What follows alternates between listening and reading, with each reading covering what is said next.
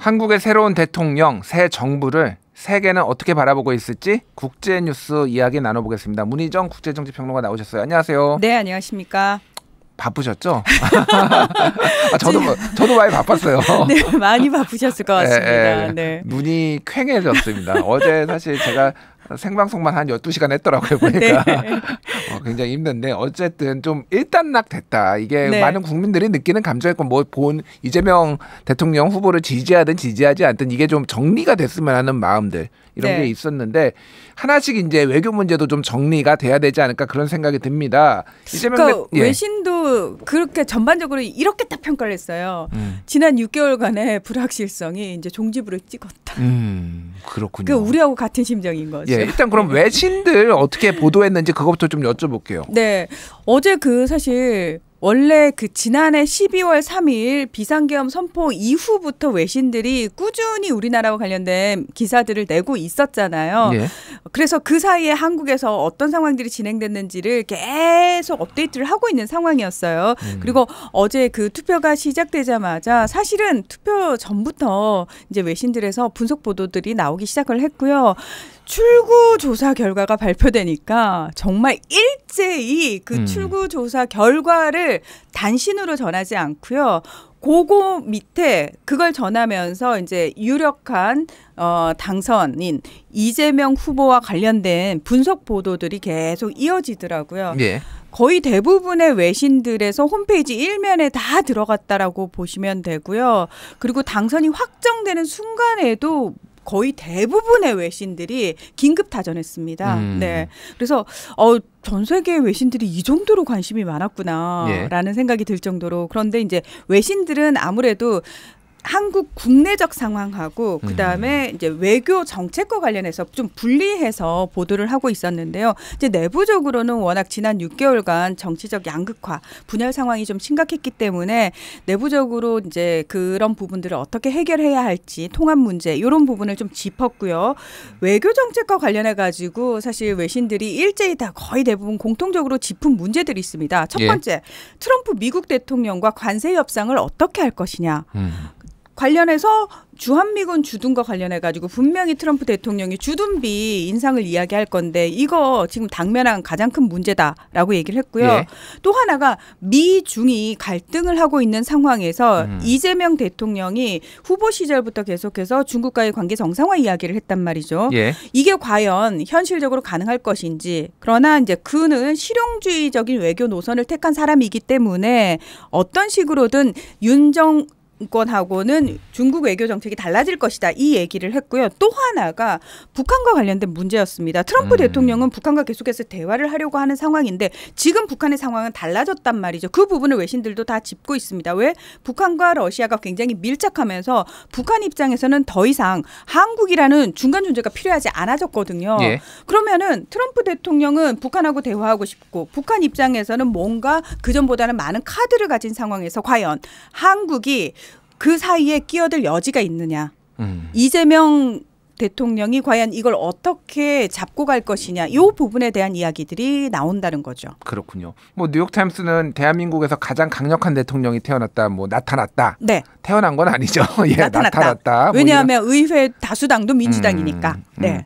예, 뭐 이제 전반적으로 보면은 그런 것 같아요. 그러니까 예전에 우리 문희정 평론가님도 이제 설명도 해주셨지만은 이렇게 민주주의 빠르게 이제 경제 성장과 함께 민주주의를 이룩한 대한민국에서 비상계엄 내란이 일어났어? 여기에 한번 놀라고. 그렇죠. 그런데 이게 막 유혈 사태가 아니라 사람들이 의회가 평화롭게 이거를 또 계엄을 해제했어? 여기에 놀라고. 그 이후에 또 탄핵도 별로 거의 약간 서부지법 폭동이 있기는 했지만은 크게 충돌하지 않고 또 이게 탄핵도 대통령이 돼?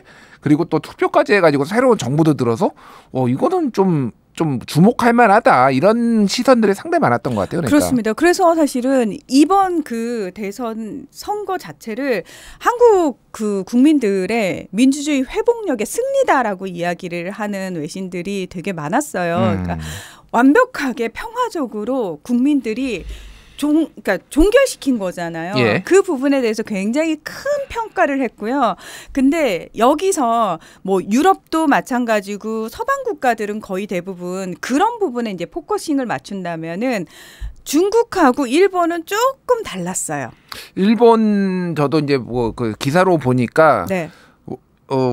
우리나라죠. 일본 입장에서 우리나라에게 가장 우호적이었던 윤석열이 가고 약간 반일주의자 지금 대통령이 들어서는 거 아니냐 약간 네. 우려의 목소리들이 이렇게 언론 보도에 상당히 보이더라고요. 그러니까 지난해 그 12월 3일 이후부터 서방 국가들은 K-시위, K-민주주의에 굉장히 집중을 했잖아요. 예. 일본에서는 그런 논조로 기사가 나온 적이 없어요. 첫 시작부터 뭐였냐면 아이고 친일 윤석열 정권이 이렇게 됐으니 이제 그 다음은 한국 내에서 반일 감정이 고조되는 것이 아니냐. 그리고 당시 이재명 대표가 굉장히 일본에 대해서 적대시하는 발언을 한 적도 있는데 이렇게 되면 다시 문재인 정부 때처럼 한일 관계가 경색이 되고 일본에 대한 불매운동이 커지면서 한국 내에서 반일 감정 고조되는 거 아니냐. 늘 일본과의 관계가 어떻게 될 것이냐라는 거를 중심적으로 보도를 했어요. 이번에도 사실은 마찬가지입니다. 네. 근데 그 일본 언론의 특징이 있어요. 되게 신기한 게 뭐냐면은 한국에 어떤 정부가 들어서든지 간에 늘 그 정부가 들어서면 한일 관계가 어떻게 될 것이냐에 대해 포커싱을 맞춘 보도들이 나온단 말이죠. 이건 예. 무슨 얘기냐면 우리 일본은 아무런 잘못이 없는데 가만히 있는데 한국 정부가 늘 바뀌면서 한일 관계를 들었다 놨다 하고 있다. 그러니까 다시 말해서 한일 관계의 모든 책임은 어디에 있다? 한국 정부에 있다라는 식으로 프레임을 만들어서 예. 거기에 너무나 몰입된 기사만을 써내고 있다라는 겁니다. 근데 우리가 가만히 생각을 해보면은 우리 정부가 바뀌어가지고 한일 관계가 특별히 나빠지거나 좋아졌다라는 거는 윤석열 정부 때밖에 없어요. 이거는 왜? 일방적으로 친일 굴욕적인 외교를 했기 때문에 가능한 거잖아요. 네. 그거에 대해서 일본은 너무나 좋아했죠. 근데 중요한 거는 그게 한국 사람들 입장에서 봤을 때는 이거는 정상적인 외교가 아니야라는 생각을 누구나 하는 상황이지 않습니까? 그러면 자, 정상적이지 않은 외교에서 자, 이제는 정상적인 외교로 가야 된다라는 그 생각을 하는 걸 일본 측에서는 뭐라고 얘기를 하냐면 반일 감정이 고조된다라고 표현을 한다라는 겁니다. 알겠습니다. 예.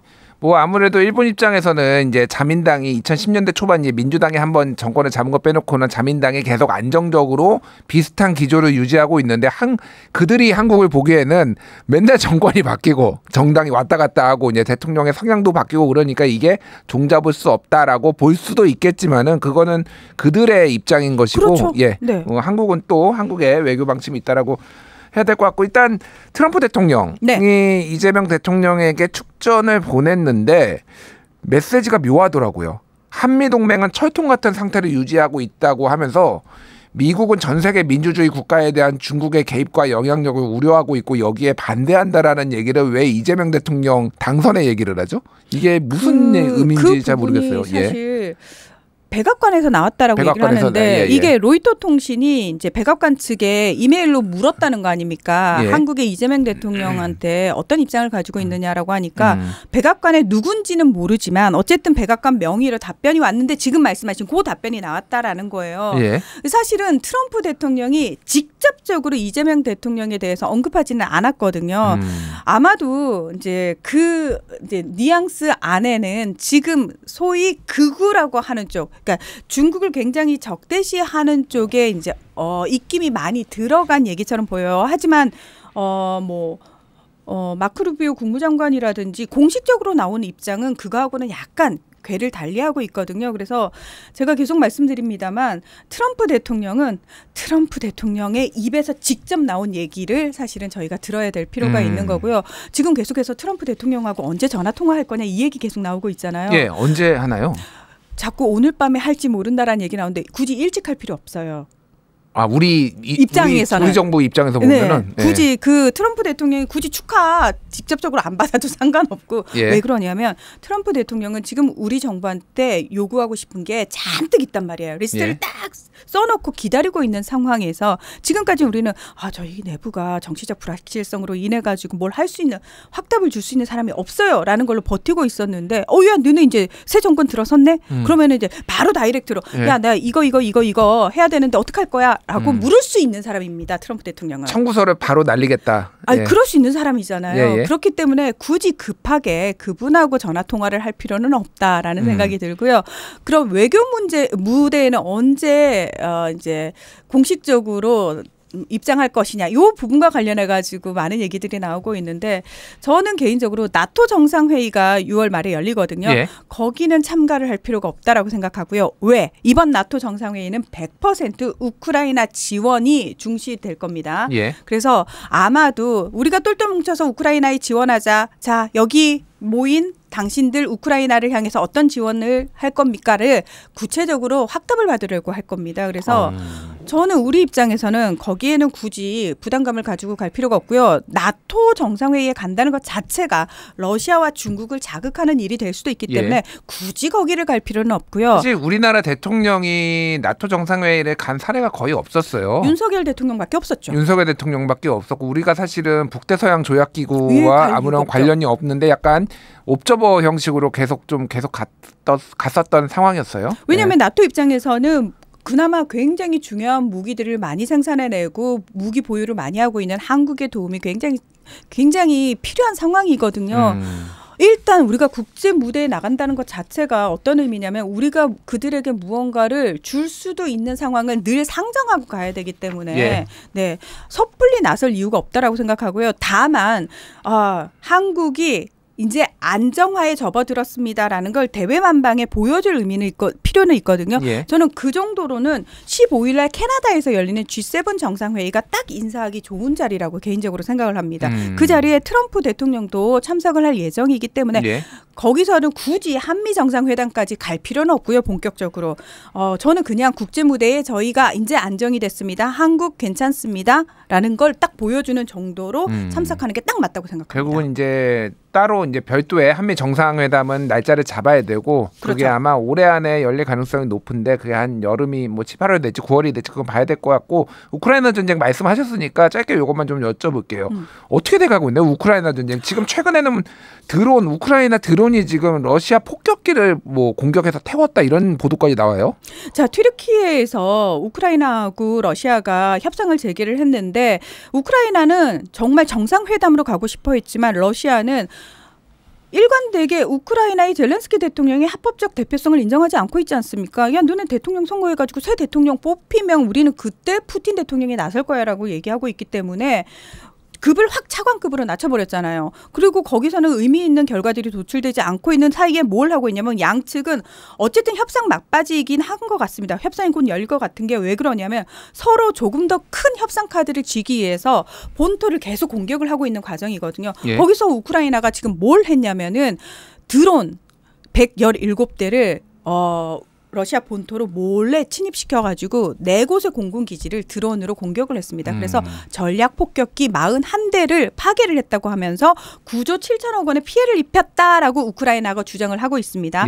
물론 러시아는 무슨 얘기야? 우리 2곳밖에 공격 안 받았고 뭐 그 정도 피해 아니야. 그런데 어쨌든 본토를 공격했기 때문에 우리도 그에 상응하는 보복할 거야. 요 정도로 얘기를 하고 있는데 우크라이나가 지금 드론을 통해 가지고 드론이 한 270만 원 정도라고 얘기를 하거든요. 한 대당.